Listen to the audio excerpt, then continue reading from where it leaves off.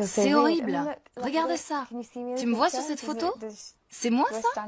C'est juste une tache noire.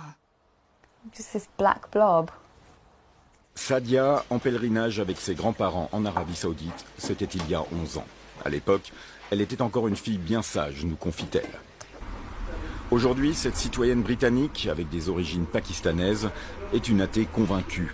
Ce qui l'a fait douter de l'islam, c'était les inégalités entre sexes inscrites dans la religion.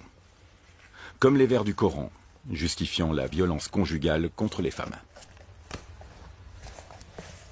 Quant à celles dont vous craignez la désobéissance, d'abord, avertissez-les. Ensuite, refusez de partager leurs couches. Enfin, frappez-les.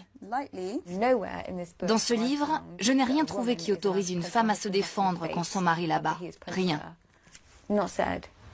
La rupture définitive avec la religion vient juste après le pèlerinage en Arabie Saoudite. Ses parents veulent qu'elle épouse un homme choisi pour elle.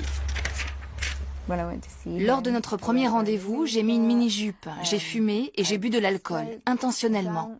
J'ai dit à ma mère que j'en avais fini avec les mensonges. Voilà comment je veux vivre, c'est ce que je suis.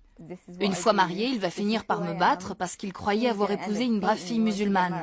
Mais je ne suis rien de tout ça. La rupture avec sa religion, un acte d'apostasie lourd de conséquences dans l'islam, était aussi une rupture avec sa communauté. Hier encore sœur, elle est devenue une étrangère. Pire, une criminelle aux yeux des prédicateurs radicaux. Selon la loi islamique, la peine prévue pour acte d'apostasie est la peine de mort. Fondatrice du Conseil des ex-musulmans en Grande-Bretagne, Mariam Namazie a déclaré la guerre à ceux qui prêchent la haine.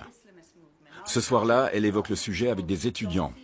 Apostate née en Iran, elle parle des accusations d'islamophobie et des pressions à l'égard des ex-musulmans. Ils sont vilipendés, snobés, ils subissent des intimidations, des menaces, des pressions. C'est pour cela que beaucoup d'ex-musulmans se cachent. Certains de nos membres portent toujours le voile, vont à la mosquée et disent à leurs familles et proches qu'ils sont toujours musulmans. En réalité, ils ne le sont plus, ils sont athées. Selon Mariam, ce mouvement gagne de l'ampleur. Par le biais des réseaux sociaux, il toucherait tout le monde musulman. Sadia a fait elle aussi le choix d'une rupture avec l'islam. Elle a choisi de décider elle-même de sa vie. Aujourd'hui, elle s'occupe de femmes violées. C'était la bonne décision de quitter l'islam. Je n'ai aucun doute là-dessus, aucun.